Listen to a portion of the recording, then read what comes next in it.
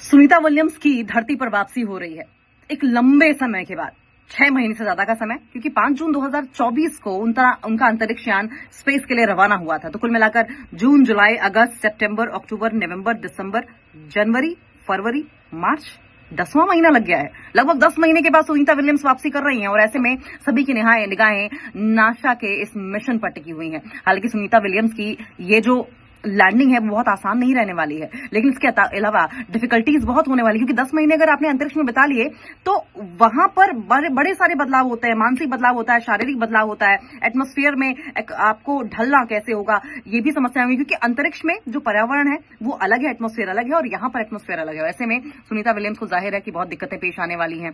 और आपको बताएं, स्पेसएक्स के अंतरिक्ष यान ड्रैगन में सवार होकर सुनीता विलियम्स पहुंची थी। हालांकि सुनीता विलियम्स ने वहां पर तमाम तरह के ऐसे रिकॉर्ड्स हैं जो कायम किए हैं, चाहे स्पेस वॉक का रिकॉर्ड कायम करना हो या फिर लगभग 608 दिन लगातार स्पेस में बिताना हो। देखिए, गई तो वहां पर कुछ मिशन को लेकर थी और कोई पहली बार नहीं था वो अंतरिक्ष में ऐसे गई थी, उनके लिए बहुत कॉमन सी बात थी। लेकिन अब की बार अंतरिक्ष यान में कुछ खराबी आ जाने की वजह से सुनीता विलियम्स वहां पर अटक गई। 18 मार्च को भारतीय समयानुसार लगभग 10:35 पर बताया जा रहा है कि उनका जो स्पेस क्राफ्ट है उसे अनडॉक किया जाएगा, यानी कि अलग किया जाएगा, इंटरनेशनल स्पेस से अलग कर दिया जाएगा और उसके बाद फिर माना यह जा रहा है कि धीरे धीरे करके वो अर्थ की तरफ वापसी करना भी शुरू कर देगा। अब देखिए, मैं यहां से डेटा आपको कोट करूंगी। ड्रैगन का अनडॉकिंग कई कारकों पर निर्भर करेगा और वो कौन कौन से कारक होंगे ये भी जान लीजिए। इसमें यान और रिकवरी की टीम की तैयारी कैसी है इस पर भी निर्भर करेगा। नहीं तो क्या इसका मतलब ये भी होगा कि अगर तैयारी पूरी नहीं है तो ये जो लैंडिंग है वो टल भी सकती है, ये भी सवाल उठ रहे हैं। साथ साथ मौसम कैसा होगा, समुद्री परिस्थितियां कैसी होंगी, क्योंकि जो एंड पोर्शन होता है लैंडिंग का वो अंतरिक्ष से अर्थ की यानी कि पृथ्वी की जो पर्यावरण है उसके बाद उसे समुद्र में लैंड कराया जाता है सेफ लैंडिंग के लिए। इसलिए समुद्री परिस्थितियां कैसी हैं और बहुत सारे ऐसे फैक्टर्स होते हैं जो शामिल होते हैं। नासा और स्पेस क्रू 9 की वापसी के करीब स्पेस डाउन स्थान की पुष्टि करेगा। तो सुनीता विलियम्स का, जैसे बता चुके हैं पहले भी, 5 जून 2024 को वो गई थी और परीक्षण यान स्टार लाइनर से ISS की उड़ान भरी थी उन्होंने। वहां 8 दिन गुजारने के बाद उन्हें वापस आना था, लेकिन 10 महीने लग गए क्योंकि यान में खराबी आ गई थी।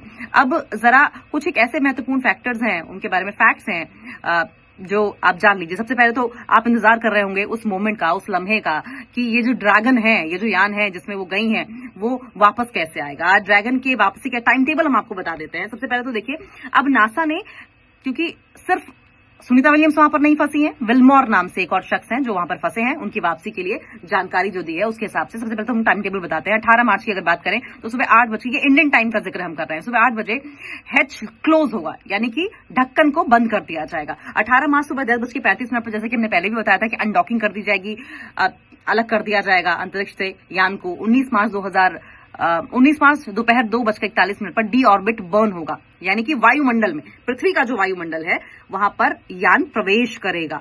ये टाइम हो चुका है। और 3:27 पर दोपहर स्पेस डाउन होगा, यानी कि समुद्र में यान की लैंडिंग होगी। 19 मार्च, ये हम 19 मार्च का बता रहे हैं, यानी कि 19 मार्च सुबह 2:41 पर, दोपहर सुबह 2:41 पर डी ऑर्बिट बर्न होगा। 19 मार्च को 3:27 पर स्पेस डाउन होगा, यानी कि समुद्र में यान की लैंडिंग होगी। 19 मार्च सुबह 5 बजे पृथ्वी पर वापसी के संबंध में संभावना इस बात की जताई जा रही है कि प्रेस वार्ता भी हो सकती है। लेकिन आप समझें कि सुनीता विलियम्स पहली ऐसी महिला नहीं है जिन्होंने अंतरिक्ष में रहने का रिकॉर्ड कायम किया है। 675 दिनों के साथ पैगी विटसन वो पहले नंबर पर महिला हैं जिन्होंने अंतरिक्ष में रहने का सबसे बड़ा रिकॉर्ड बनाया है, नंबर 1 पर है। दूसरे नंबर पर सुनीता विलियम्स आती हैं जिन्होंने 608 दिन वहां पर गुजारे हैं। अब देखिए, जानकारी ये भी मिल रही है कि भारतीय समयानुसार 19 मार्च 2025 को उनकी वापसी होगी। तब अंतरिक्ष में कुल 286 दिन वो बिता चुके होंगे अब की बार, क्योंकि इसके पहले भी वो अंतरिक्ष में यात्रा करती रही हैं, दिन बिताती रही हैं, तो कुल मिलाकर 608 दिन वो बिता चुकी हैं। ठीक है, इसके साथ ही वो एक यात्रा में तीसरी बार सबसे ज्यादा दिन तक ISS पर बिताने वाली पहली महिला वैज्ञानिक बन जाएंगी। तो इस मामले में सबसे पहले पायदान पर 328 दिनों तक एक साथ क्रिस्टीना कोच है, वहीं पैगी विटसन 298 दिनों के साथ दूसरे पायदान पर। आप समझिए, कुल का आंकड़ा अलग है, लेकिन एक साथ कई दिन बिताने वाली क्रिस्टीना कोच 328 दिन तक लगातार रही थी वो वहां पे। और उसके बाद 289 दिन हम बात कर रहे थे पैगी विटसन की, उन्होंने बिताए हैं। और IS में एक बार में सबसे ज्यादा 371 दिन अंतरिक्ष यात्री फ्रैंक रूबियो ने बताया है। तो कुल मिलाकर सबसे ज्यादा दिन बिताने वाले 675 दिनों के साथ पेगी विट्सन के पास है।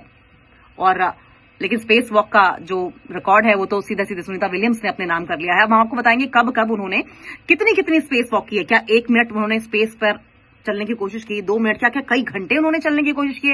अब स्पेस वॉक का जरा हम आंकड़ा आपको दे दे। सबसे पहले जब वो 16 दिसंबर 2006 को अंतरिक्ष में गई थी तो वो 7 घंटे 31 मिनट चली थी, 16 दिसंबर को ही।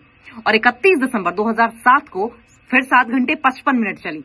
4 फरवरी 2007 को 7 घंटे 11 मिनट चली। 8 फरवरी 2007 को 6 घंटे 40 मिनट चली।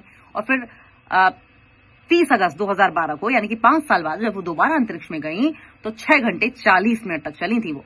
और 30 अगस्त 2012 को 6 घंटे 28 मिनट चली थी। 5 सितंबर 2012 को 6 घंटे 28 मिनट। 1 नवंबर 2012 को 6 घंटे 38 मिनट। 16 जनवरी 2025 को 6 घंटे चली।